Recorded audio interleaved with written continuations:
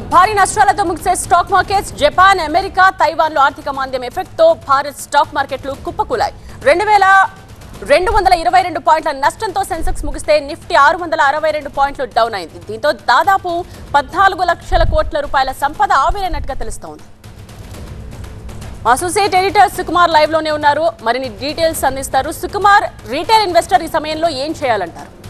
నేత్ర, జపాన్ ఎప్పుడైతే వడ్డీ రేట్లని పెంచుతూ నిర్ణయం తీసుకుందో దీనివల్ల ఎన్ చాలా స్ట్రాంగ్ అవడం, అక్కడ నుండి పెట్టుబడులు ఏవైతే బ్యాంకుల్లో లోన్లు తీసుకొని ఫారిన్ ఇన్వెస్టర్స్ పెట్టుబడులు పెడతారో యూఎస్ స్టాక్ మార్కెట్స్లో కావచ్చు, ఇండియన్ స్టాక్ మార్కెట్స్లో కావచ్చు, వీళ్ళందరూ కూడా ఒక్కసారిగా షాక్కు గురైన పరిస్థితి మనకి ఈరోజు మార్కెట్లో కనిపించింది.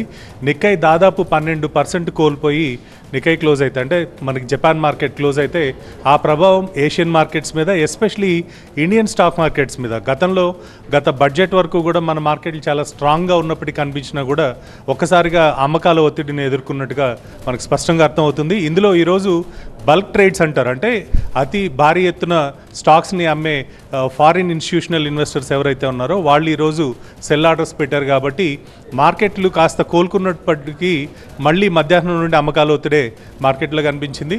సో ఇదే పరిస్థితి కొనసాగే అవకాశం ఉంది. ఎందుకంటే చిన్న ఇన్వెస్టర్లు ఎవరైతే ఉన్నారో వాళ్ళు గత 3 సంవత్సరాల నుండి కూడా ఎక్కడ కరెక్షన్ చూడలేదు. మార్కెట్లో పెట్టుబడులు పెట్టిన ప్రతి స్టాకు కూడా దాదాపు డబుల్ అవుతూ రావడంతో ఎక్కువగా రీటైల్ ఇన్వెస్టర్లు, మ్యూచువల్ ఫండ్స్ ఇన్వెస్టర్లు కూడా మార్కెట్లో పార్టిసిపేట్ చేస్తున్నారు.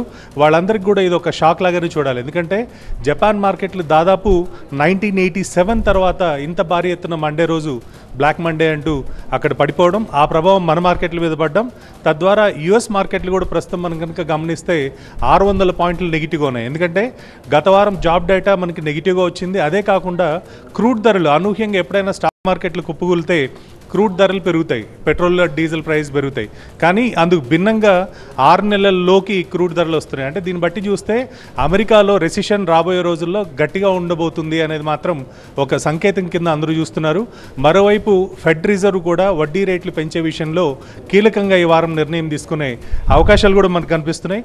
ఏదేమైనప్పటికీ రీటైల్ ఇన్వెస్టర్లు గతంలో 24,000 మార్క్ ఏదైతే నిఫ్టీ అని అనుకుంటూ ఉన్నారో అది ఇవాళ ఇంట్రాడేలో దాదాపు 2 సార్లు బ్రేక్ అయ్యి మళ్ళీ రికవరీ అయింది. ఈ లెవెల్స్ కనుక రేపు మళ్ళీ బ్రేక్ అయితే ఖచ్చితంగా రాబోయే రోజుల్లో మార్కెట్స్ మరింత కరెక్షన్ వైపు తీసుకెళ్లే ఛాన్సెస్ మనకు కనిపిస్తున్నాయి. నేత్ర.